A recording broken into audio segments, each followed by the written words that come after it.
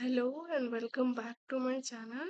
तो आज हम डिस्कस करेंगे क्लास 6 एनसीईआरटी इंग्लिश का chapter number 1। Who did Patrick's homework. यहाँ पैट्रिक एक लड़के का नाम है और ये चैप्टर हमसे क्वेश्चन पूछ रहा है कि पैट्रिक का होमवर्क आखिर किसने किया। तो चलिए चैप्टर पढ़ के पता करते हैं कि पैट्रिक का होमवर्क आखिर किसने किया।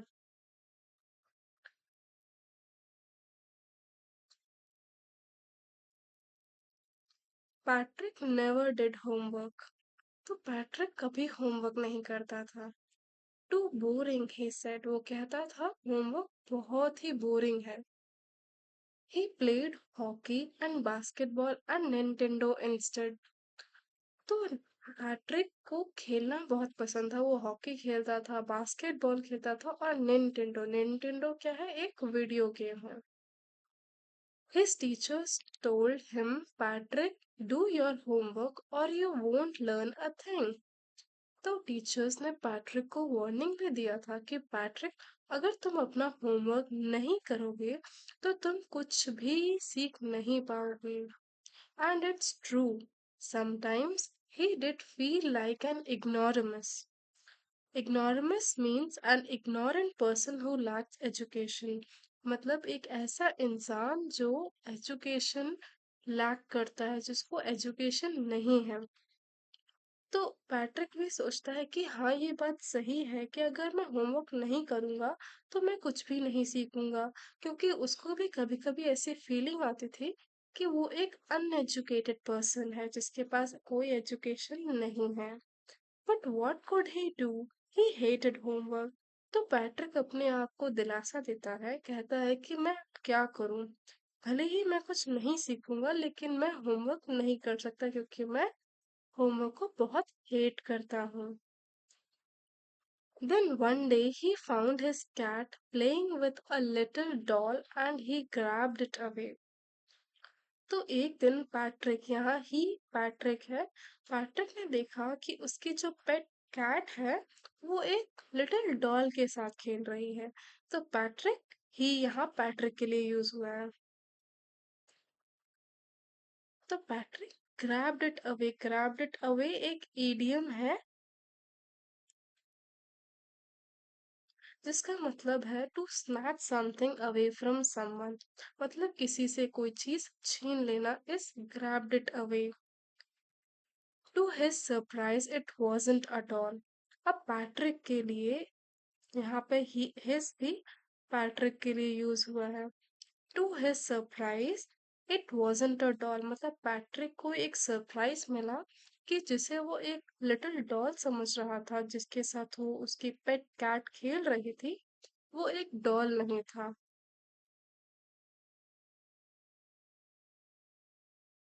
At all but a man of the tiniest size. जो पैट्रिक को लग रहा था कि वो एक टाइनी डॉल है, बट नहीं, वो एक टाइनीएस्ट साइज का एक मैन था। टाइनीएस्ट मतलब smallest. He had a wool shirt with old-fashioned breeches and a high tall hat much like a witch's। तो उस जो लिटिल डॉल जो पैट्रिक समझ रहा था, वो एक छोटे साइज का इंसान था। अब उसने एक लिटिल वूल शर्ट पहना था, क्योंकि वो छोटा था तो उसके कपड़े भी छोटे थे, तो उसने एक वूल शर्ट पहना था। एक ओल्ड फैशन ब्रिचेस, ब्रिचेस एक ट्राउजर होता है। आप देख सकते हैं यहाँ बेल्ट लगे रहते हैं, तो ट्राउजर्स जिसमें बेल्ट लगे रहते हैं उसको हम ब्रिचेस बोलते हैं। एंड उसने एक हैट पहनी हुई थी, एक tall hat, triangular hat like that of a witches. Witches मतलब अ, जैसे आपने स्टोरीज में पढ़ा होगा कि जो विचेस होती हैं उनके पास भी ऐसा सिमिलर ट्रायंगुलर टॉल हैट पहनते हैं। ही येल्ड, सेव मी। अब यहाँ ही पैट्रिक नहीं है, यहाँ पे ही ये लिटिल मैन है। तो ही येल्ड मतलब उसने बुलाया, चिल्लाया थोड़ी तेज आवाज में, टू सेव मी। उस लिटिल मैन ने पैट्रिक को कहा, मुझे बचा लो, don't give me back to that cat. And उसने पैट्रिक से कहा कि तुम मुझे कैट को वापस मत दे देना, और I will grant you a wish, I promise you that. और उस लिटिल डॉल ने पैट्रिक को एक विश ग्रांट किया कि अगर वो उसे कैट से बचाएगा तो वो उसे एक विश ग्रांट करेगा, और उसने ये चीज प्रॉमिस की पैट्रिक को।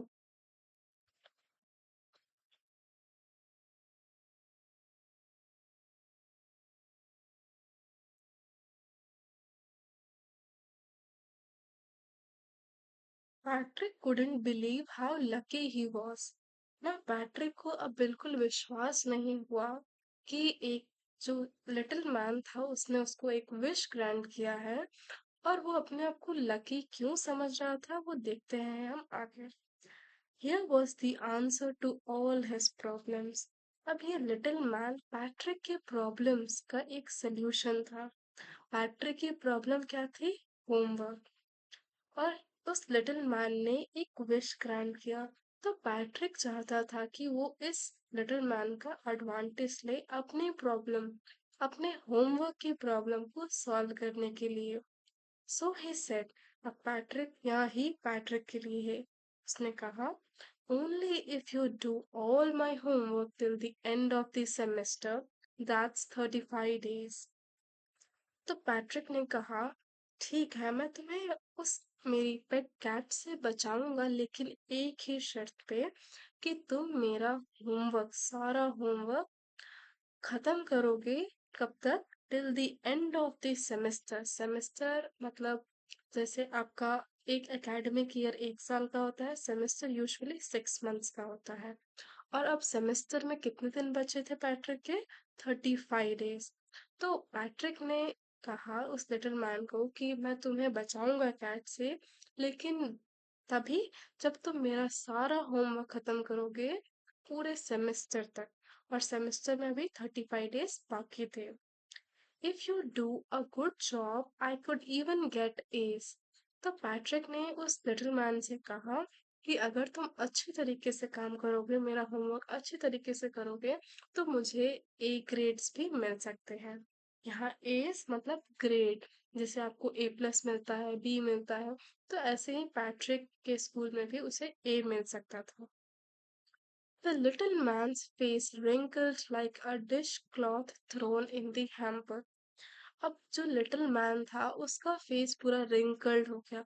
अब हम कभी गुस्सा करते हैं तो हमारे फेस पे पूरा रिंकल्स आ जाता है, हमारे फोरहेड पे, हमारे अराउंड द आईज पूरा रिंकल्ड हो जाता है। यहाँ डिश क्लॉथ एक ऐसा क्लॉथ है used for washing dishes. Example use किया गया है कि उस लिटिल मैन का फेस रिंकल्ड हो गया था। किसके तरीके से? एक डिश क्लॉथ, एक कपड़े जो बर्तन धोने के यूज में आता है, जिसे हम हैम्पर। हैम्पर क्या है? एक, जैसे वेस्टर्न कंट्रीज में फॉर वॉशिंग द क्लोथ्स वो क्या करते हैं, अपने कपड़े एक हैम्पर, एक बास्केट जैसे कंटेनर में रखते हैं, और end of the day they wash their clothes present in the hamper. So उसका फेस भी उस तरीके से रिंकल्ड हो गया था because of anger. He kicked his legs and doubled his fists, and he grinned and scowled and pursed his lips. Oh, I am cursed, but I will do it। तो उस little man ही, यहाँ little man के लिए है, ही kicked his leg। अब उसने सच में लात नहीं मारी, लेकिन उसे अपने हाथ पैर टाइट कर लिए, उसने अपने पैरों को टाइट किया, अपने हाथों की जो मुट्ठी होती है उसको टाइट किया। और ग्रिम्ड, ग्रिम्ड यानी एक ऐसा फेस का एक्सप्रेशन जो एंगर और डिसअप्रूवल शो करता है। और उसने अपने होठों को दबाया, और उसने कहा कि अब मैं कर्स्ड हो गया हूँ। कर्स्ड मतलब शाप, किसी को श्राप दे देना, एक बहुत ही मेहनत का काम कर। But what could he do? लेकिन उसके पास कोई और ऑप्शन नहीं था। अगर वो ये बात नहीं मानता पैट्रिक की, तो उसे कैट के पास वापस जाना पड़ता, क्योंकि पैट्रिक फिर उसे नहीं बचाता।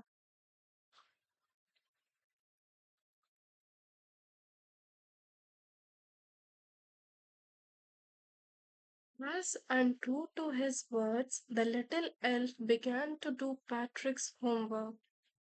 यहाँ पे true to his words is an idiom जिसका मतलब है एज वन हैज प्रॉमिस। तो जैसा एल्फ, यहाँ पे एल्फ वो लिटिल मैन है जिसका मतलब एक ड्वार्फ मैन भी होता है, वही लिटिल मैन जिसको पैट्रिक ने बचाया था।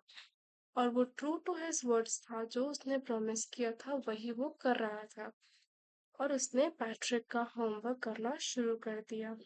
Accept there was one glitch. अब उसने शुरू तो कर दिया लेकिन उसमें एक ग्लिच था। ग्लिच यानी फॉल्ट और a problem. The elf didn't always know what to do and he needed help. अब वो एल्फ जो लिटिल मैन था उसको पता नहीं था कि क्या करना है और कैसे करना है, तो उसे हेल्प चाहिए थे। Help me, he would say। अब जो लिटिल मैन था, क्योंकि उसे हेल्प चाहिए थी, तो वो हेल्प मी करके पैट्रिक को बुलाता था। And Patrick would have to help in whatever way. पर पैट्रिक को उसकी हेल्प करनी ही पड़ती थी क्योंकि आखिर में वो लिटिल मैन पैट्रिक का ही होमवर्क कर रहा था। I don't know this word, the elf squeaked while reading Patrick's homework। अब जो एल्फ था, क्योंकि उसे चीजें समझ में नहीं आती थी, तो वो चिल्लाता था। Screeched is a high pitched cry, मतलब एक बहुत तीखी आवाज में आवाज लगाना कि मुझे ये चीज नहीं पता। और वो पैट्रिक का होमवर्क पढ़ते हुए ऐसे हाई पिच बहुत ही तीखी आवाज में चिल्ला करके पैट्रिक को बुलाया करता था। Get me a dictionary. वो पैट्रिक से कहता था कि मुझे एक डिक्शनरी ला के दो। No, what's even better, look up the word and sound it out by each letter। फिर अब एल्फ ने पैट्रिक से एक डिक्शनरी मंगवाई, लेकिन फिर वो कहता है कि इससे भी बेटर आइडिया है मेरे पास। वो कहता है पैट्रिक से, पैट्रिक कि तुम अब जो डिक्शनरी है उसे खोलो, उसमें ये वर्ड फाइंड करो और उस वर्ड का एक एक लेटर तुम मुझे बोल के बताओ। When it came to maths, Patrick was out of luck। और जब बात मैथ्स पे आती थी, तब पैट्रिक आउट ऑफ लक हो जाता था। Out of luck is another idiom जिसका मतलब है अनलकी इन दैट सिचुएशन। वो अनलकी रहता था जब भी मैथ्स का होमवर्क करने की बारी आती थी। There are times, what are times table, the elf shrieked. तो एल्फ पूछता था कि टाइम्स टेबल क्या होता है। टाइम्स टेबल मतलब जैसे हम पढ़ते हैं ना, 2 into 1 is 2, 2 2 4, 2 3 6। तो उसी को एल्फ को पता ही नहीं था क्या होता है। We elves never need that. अब एल्फ कहता है मुझे तो टाइम्स टेबल पता ही नहीं है, क्योंकि हम एल्फ्स, एल्फ्स यानी जो और भी एल्फ जैसे लोग हैं, जो छोटे ड्वार्फ लोग हैं, उन्हें टाइम्स टेबल की कभी जरूरत ही नहीं पड़ती है। Addition and subtraction and division and fractions.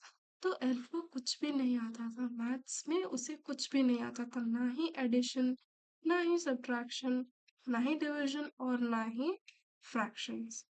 Here sit down beside me, you simply must guide me। Elf कहता था पैट्रिक को कि तुम मेरी बाजू में बैठ जाओ। बिसाइड का मतलब होता है एट द साइड ऑफ, मेरी बाजू में बैठ जाओ और सिंपली मुझे गाइड करो कि मैं इन प्रॉब्लम्स को कैसे सॉल्व करूं। Elves know nothing of human history, to them it's a mystery. Elf कहता है कि एल्व्स जो बाकी और उसके जैसे लोग हैं उसके लिए ह्यूमन हिस्ट्री, अब हिस्ट्री सब्जेक्ट के बारे में है कि अगर एल्फ जब भी हिस्ट्री का होमवर्क करता था तो उसे हिस्ट्री, ह्यूमन हिस्ट्री के बारे में कुछ भी नहीं पता था। एल्फ के लिए और उसके जैसे बाकी सारे और भी एल्फ्स के लिए ये एक मिस्ट्री था।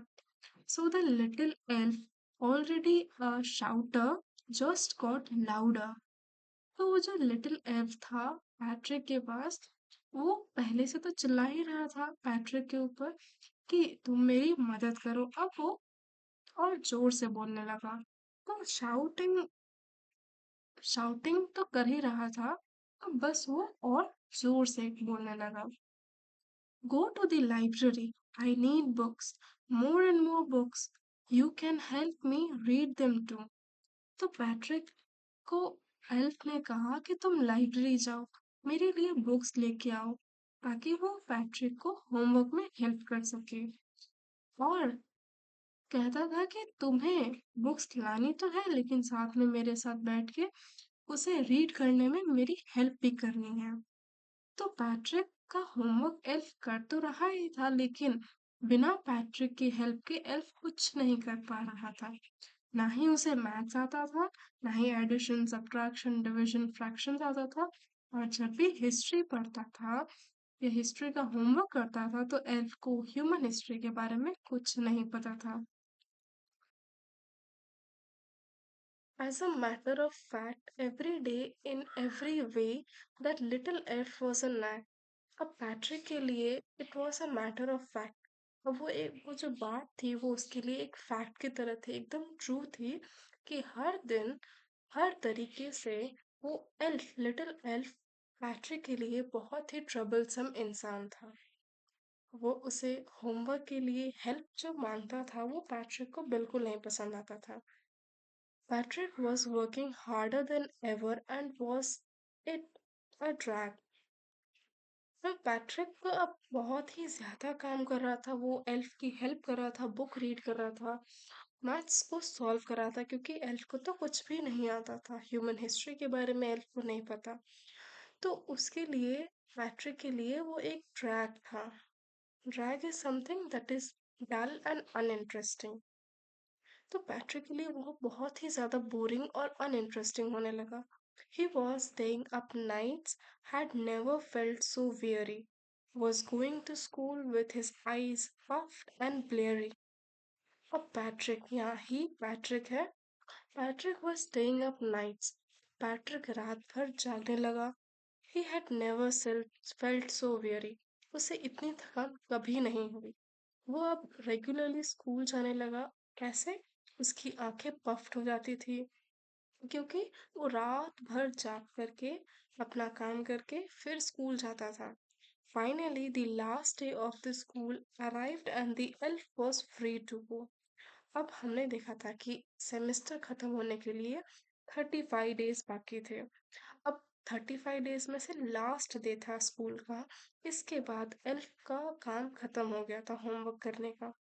For As for homework, there was no more, so he quietly and slyly slipped out the back door। अब क्योंकि एल्फ का काम खत्म हो गया था, उसे अब कोई होमवर्क नहीं करना था और उसके लिए कोई और काम नहीं था, तो वो बहुत ही क्वाइटली, साइली, साइली में सीक्रेटिवली, छुप छुप के, slipped out of the black back door. Slipped out यहाँ पे एक फ्रेजल वर्ब है जिसका मतलब होता है टू लीव क्वाइटली। तो एल्फ ने बिना बताए, क्योंकि उसका काम खत्म हो चुका था, सेमेस्टर का लास्ट डे था और जो भी होमवर्क था सारा हो चुका था, तो उसने क्वाइटली और बहुत ही साइली, सीक्रेटिवली बैकडोर, घर के बैकडोर से वो चला जाता है।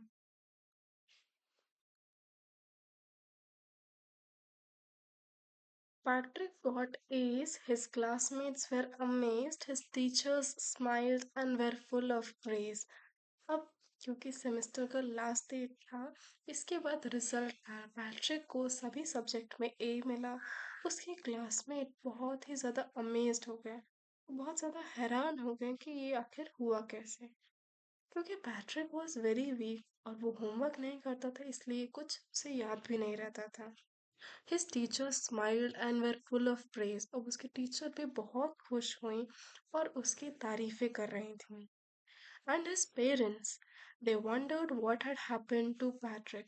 अब उसके पेरेंट्स, क्योंकि जानते थे कि पैट्रिक होमवर्क नहीं करता है, उसे नहीं पसंद है, और उसे क्योंकि होमवर्क नहीं करता था तो वो कुछ सीखता भी नहीं था, और वो उन्होंने जब देखा कि पैट्रिक को ए मिला है तो वो बहुत ही ज़्यादा वंडर्ड हो गए, बहुत ही ज़्यादा हैरान हो गए और सोचने लगे कि पैट्रिक को आखिर क्या हो गया है।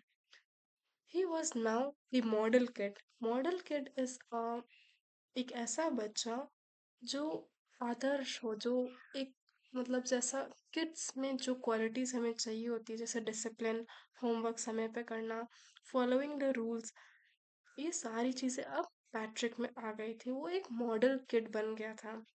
अब वो अपने रूम को साफ रखने लगा था, did his chores, was cheerful and never rude, like he had developed a whole new attitude.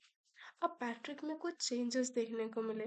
Patrick अपना रूम हमेशा साफ रखने लगा, अपना काम खुद से करने लगा, चोर्स यानी the everyday work that we have to do, and was cheerful never rude. अब वो बहुत ही ज़्यादा खुश रहने लगा, चेयरफुल उसका मूड हो गया था, और वो कभी किसी से रूड नहीं रहता था। Like he had developed a whole new attitude. अब इसके बाद पैट्रिक का एक एटीट्यूड अलग ही देखने को मिला हमें, because of these qualities. You see, in the end, Patrick still thought he had made the tiny man do all his homework.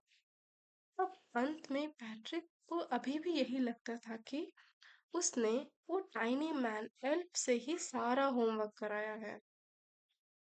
But I share you a secret, लेकिन ऑथर हमारे साथ एक सीक्रेट शेयर करना चाहते हैं, just between you and me. तो ये secret हमारे और ऑथर के बीच में है। It wasn't the elf, Patrick had done it himself. तो जो भी होमवर्क था, ऑथर कहते हैं कि वो उस जो होमवर्क था वो एल्फ ने नहीं किया, बल्कि पैट्रिक ने खुद किया है। तो ऐसा ऑथर क्यों कहते हैं? क्योंकि हमने देखा कि एल्फ को कुछ भी नहीं आता था, उसे इंग्लिश में वर्ड्स पढ़ने नहीं आते थे, तो वो पैट्रिक उसकी हेल्प करता था। मैथ्स में उसे ना ही addition, multiplication, subtraction, division, fractions कुछ नहीं आता था। और जब ह्यूमन हिस्ट्री या हिस्ट्री सब्जेक्ट की बात करें तो एल्फ को ह्यूमन हिस्ट्री के बारे में कुछ भी नॉलेज नहीं था। एल्फ ने पैट्रिक से बुक मंगवाई, बुक को खुद पैट्रिक ही रीड करता था, एल्फ की हेल्प करता था, और एल्फ को क्योंकि कुछ नहीं आता था, just on the directions of elf, Patrick अपना काम खुद करने लगा था। उसके अंदर ये एटीट्यूड चेंज आया because of elf, and he developed a whole new attitude. So that's all for the chapter. Thank you.